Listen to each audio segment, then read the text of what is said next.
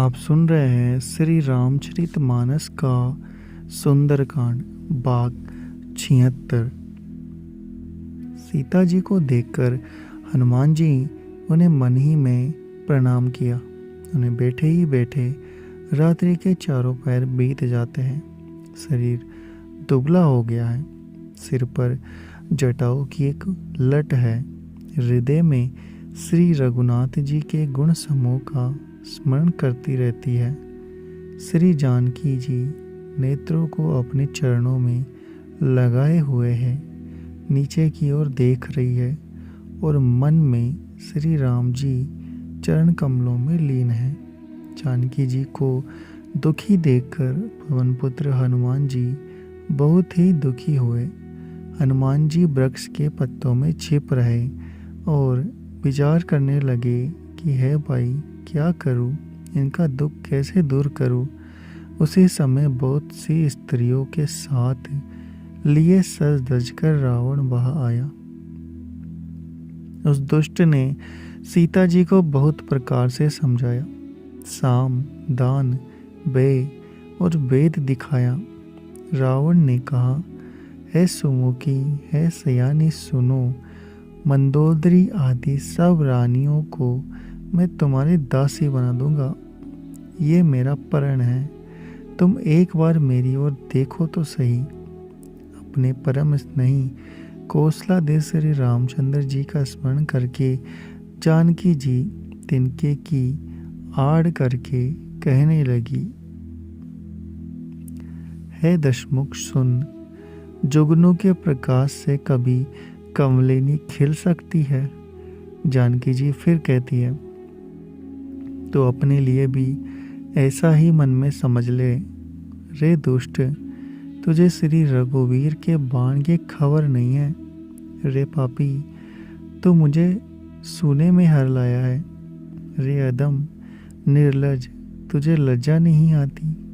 अपने को जुगनू के समान और रामचंद्र जी को सूर्य के समान सुनकर श्री सीता जी के और कठोर व्यवहार करने लगा और उनकी कठोर वचनों को सुनकर रावण तलवार निकालकर बड़े गुस्से में आकर बोला, सीता सुन, तूने मेरा अपमान किया है। मैं तेरा सिर इस कठोर कृपाण से काट डालूंगा, नहीं तो जल्दी मेरी बात मान ले। ऐ सुमुखी, नहीं तो जीवन से हाथ धोना पड़ेगा। सीता जी ने कहा, हे दशग्रीव प्रभु की भुजा जो श्याम कमल की माला के समान सुंदर और हाथी की सूंड के समान पुष्ट तथा विशाल है, या तो वह भुजा ही मेरे कंठ में पड़ेगी या तेरी तलवार ही। रे सट सुन, यही मेरी सच्ची प्राण है। सीता जी कहते हैं, हे चंद्रहास, श्री रघुनाथ जी के विरह की अग्नि से उत्पन्न मेरी बड़ी बारी जलन को तू हर ले।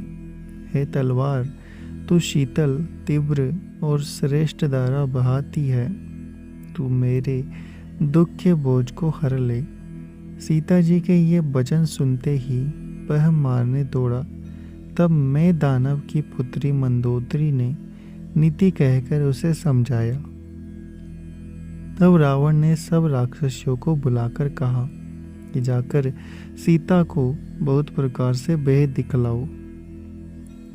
यदि महीने भर में यह कहा ना माने तो मैं इसे तलवार निकालकर मार डालूंगा। यो कहकर रावण घर चला गया। यह राक्षसियों के समूह बहुत से प्रकार से रूप धर कर सीता जी को डर दिखाने लगे। उनमें एक त्रिजटा नाम की राक्षसी थी। उसकी श्री रामचंद्र जी के चरणों में प्रीति थी और वह विवेक में निपुण थी। उसने सबों को बुलाकर अपना स्वप्न सुनाया और कहा, सीता जी की सेवा करके अपना कल्याण कर लो। स्वप्न में मैंने देखा कि एक बंदर ने लंका जला दी, राक्षसों की सारी सेना मार डाली गई। रावण नंगा है और गधे पर सवार है। उनके सिर मुड़ा हुआ है और 200 भुजाएं कटी हुई है। इस प्रकार से वह दक्षिण यमपुरी दिशा को जा रहा है और मानो लंका विभीषण ने पाई है, मगर नगर में श्री रामचंद्र जी की दुहाई फिर गई। तब प्रभु ने सीता जी को बुला भेजा। मैं पुकार कर कहती हूँ कि यह स्वप्न 4 ही दिनों बाद सत्य होकर रहेगा। उसके वचन सुनकर वे सब राक्षसियाँ डर गई और जानकी जी के चरणों में गिर पड़ी। तब इसके बाद वे सब जहाँ तहाँ चली गई। सीता जी मन में सोच करने लगी कि 1 महीना बीत जाने पर नीच रावण मुझे मारेगा। सीता जी हाथ जोड़कर त्रिजटा से कहती है कि हे माता, तू मेरी विपत्ति में संगिनी है। जल्दी कोई ऐसा उपाय कर जिससे मैं शरीर छोड़ सकूं। विरह असह्य हो चला है, अब यह सहा नहीं जाता। काठ लाकर चिता बनाकर सजा दे हे माता, फिर उसमें आग लगा देना। हे सयानी, तू मेरी प्रीति को सत्य कर दे। रावण की सूल के समान दुख देने वाली वाणी कानों से कौन सुने। सीता जी के वचन सुनकर त्रिजटा ने चरण पकड़कर उन्हें समझाया और प्रभु का प्रताप, बल और सुयश सुनाया। उसने कहा, हे सुकुमारी सुनो, रात्रि के समय आग नहीं मिलेगी। ऐसा कहकर वह अपने घर चली गई। सीता जी मन ही मन कहने लगी, क्या करूं, विधाता ही विपरीत हो गया। न आग मिलेगी न पीड़ा मिटेगी। आकाश में अंगारे प्रकट दिखाई दे रहे हैं, पर पृथ्वी पर एक भी तारा नहीं आता। चंद्रमा अग्निमय है, किंतु वह भी मानो मुझे हतभागिनी जानकर आग नहीं बसाता। हे अशोक वृक्ष, मेरी विनती सुन, मेरे शोक हर ले और अपना अशोक नाम सत्य कर। तेरे नए नए कोमल पत्ते अग्नि के समान हैं। अग्नि दे, विरह रोग का अंत मत कर, अर्थात विरह रोग को बढ़ाकर सीमा तक न पहुँचा। सीता जी को विरह से परम व्याकुल देखकर वह क्षण हनुमान जी के कल्प के समान बीता। तब हनुमान जी ने हृदय में विचार कर सीता जी के सामने अंगूठी डाल दी, मानो अशोक ने अंगारा दे दिया। यह समझकर सीता जी ने हर्षित होकर उठकर उसे हाथ में लिया। तब उन्होंने राम नाम से अंकित अत्यंत सुंदर और मनोहर अंगूठी देखी। अंगूठी को पहचान कर सीता जी आश्चर्यचकित होकर उसे देखने लगी और हर्ष तथा विषाद से हृदय में अकुला उठी और सोचने लगी कि श्री रघुनाथ जी तो सर्वथा अजय है, उन्हें कौन जीत सकता है। और माया से ऐसी माया उपादान से सर्वथा रहित दिव्य चिन्मय अंगूठी बनाई नहीं जा सकती। सीता जी मन में अनेक प्रकार के विचार कर रही थी। उसी समय हनुमान जी मधुर वचन बोले। वे श्री रामचंद्र जी के गुणों का वर्णन करने लगे, जिनके सुनते ही सीता जी का दुख भाग गया। वे कान और मन लगाकर उन्हें सुनने लगी। हनुमान जी ने आदि से लेकर सारी कथा कह सुनाई। सीता जी बोली, जिसने कानों के लिए अमृत रूप सुंदर यह कथा कही, वह है भाई, प्रकट क्यों नहीं होता। तब हनुमान जी पास चले गए। उन्हें देखकर सीता जी फिर मुख फेर कर बैठ गई। उनके मन में आश्चर्य हुआ। हनुमान जी ने कहा, हे माता जानकी, मैं श्री राम जी का दूत हूँ, करुणा निदान की सच्ची शपथ करता हूँ। हे माता, यह अंगूठी मैं ही लाया हूँ। श्री राम जी ने मुझे आपके लिए यह निशानी दी है। सीता जी ने पूछा, नर और बानर का संग कहाँ से होने लगा। तब हनुमान जी जैसे संग था वह सब कथा कह सुनाई। हनुमान जी के प्रेम युक्त वचन सुनकर सीता जी के मन में विश्वास उत्पन्न हो गया। उन्होंने जान लिया कि यह मन, वचन और कर्म से कृपा सागर श्री रघुनाथ जी का दास है। भगवान जन सेवक जानकर अत्यंत गाढ़ी प्रीति हो गई। नेत्रों में प्रेम आंसुओं का जल भर आया और शरीर अत्यंत पुलकित हो गया। सीता जी ने कहा, हे तात हनुमान, विरह सागर में डूबती हुई मुझको तुम जहाज हुए, मैं बलिहारी जाती हूँ। अब छोटे भाई लक्ष्मण जी सहित घर के शत्रु सुखदाम प्रभु का कुशल मंगल कहो। श्री रघुनाथ जी तो कोमल हृदय और कृपालु है, फिर है हनुमान उन्होंने किस कारण यह निष्ठुरता धारण कर ली है।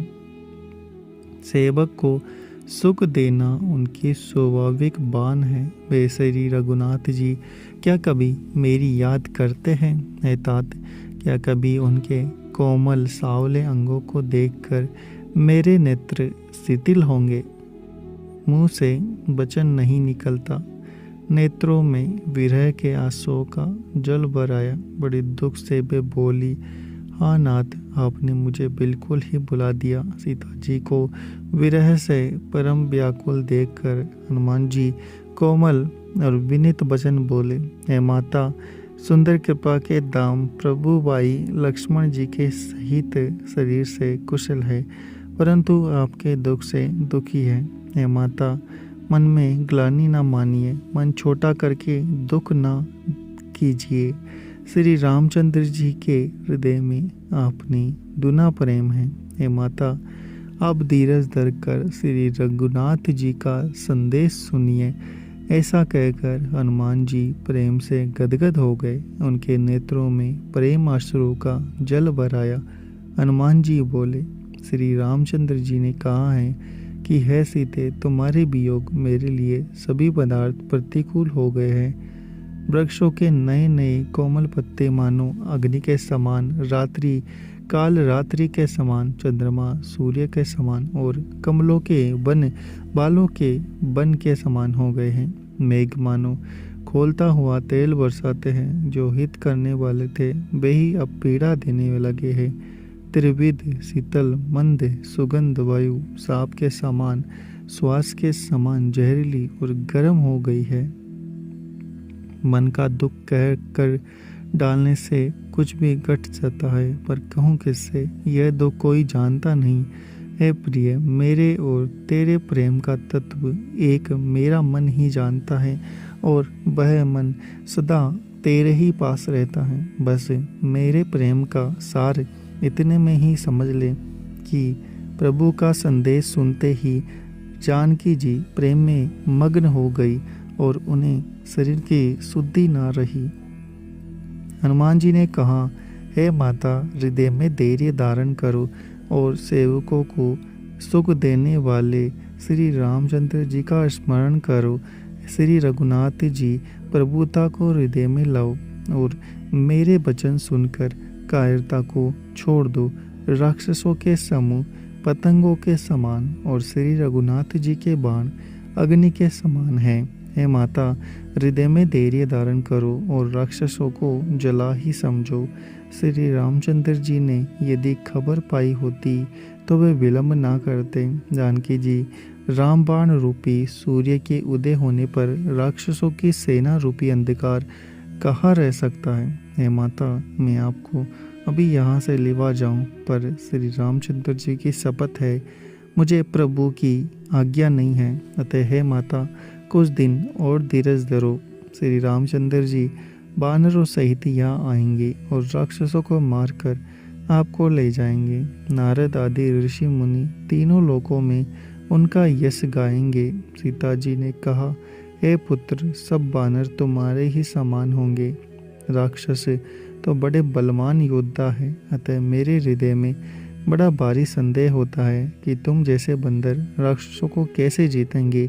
यह सुनकर हनुमान जी ने अपना शरीर प्रकट किया। सोने के पर्वत के आकार का शरीर था, जो युद्ध में शत्रुओं के हृदय में भय उत्पन्न करने वाला अत्यंत बलवान और वीर था। तब उसे देखकर सीता जी के मन में विश्वास हुआ। हनुमान जी ने फिर छोटा रूप धारण कर लिया। हे माता सुनो, बानरों में बहुत बल बुद्धि नहीं होती, परंतु प्रभु के प्रताप से बहुत छोटा सर्प भी गरुड़ को खा सकता है। भक्ति, प्रताप, तेज, बल सनी हुई हनुमान जी की वाणी सुनकर सीता जी के मन में संतोष हुआ। उन्होंने श्री राम जी के प्रिय जानकर हनुमान जी को आशीर्वाद दिया कि हे तात, तुम बल और शील के निदान हो। हे पुत्र, तुम अजर, बुढ़ापे से रहित, अमर और गुणों के खजाने हो। श्री रघुनाथ जी तुम पर बहुत कृपा करे, प्रभु कृपा करे। ऐसा कानों से सुनते ही हनुमान जी पूर्ण प्रेम में मग्न हो गए। हनुमान जी ने बार बार सीता जी के चरणों में सिर नवाया और फिर हाथ जोड़कर कहा कि हे माता, मैं कृतार्थ हुआ। आपका आशीर्वाद अमोघ अचूक है, यह बात प्रसिद्ध है। हे माता सुनो, सुंदर फल वाले वृक्षों को देखकर मुझे बड़ी ही भूख लगाई है। सीता जी ने कहा, हे बेटा सुनो, बड़े भारी योद्धा राक्षस इस वन की रखवाली करते हैं। हनुमान जी ने कहा, हे माता, यदि आप मन में सुख माने प्रसन्न होकर आज्ञा दे तो मुझे उनका भय तो बिल्कुल नहीं है। हनुमान जी की बुद्धि को और बल में निपुण देखकर जानकी जी कहा जाओ हे तात, श्री रघुनाथ जी के चरणों को हृदय में धारण करके मीठे फल खाओ।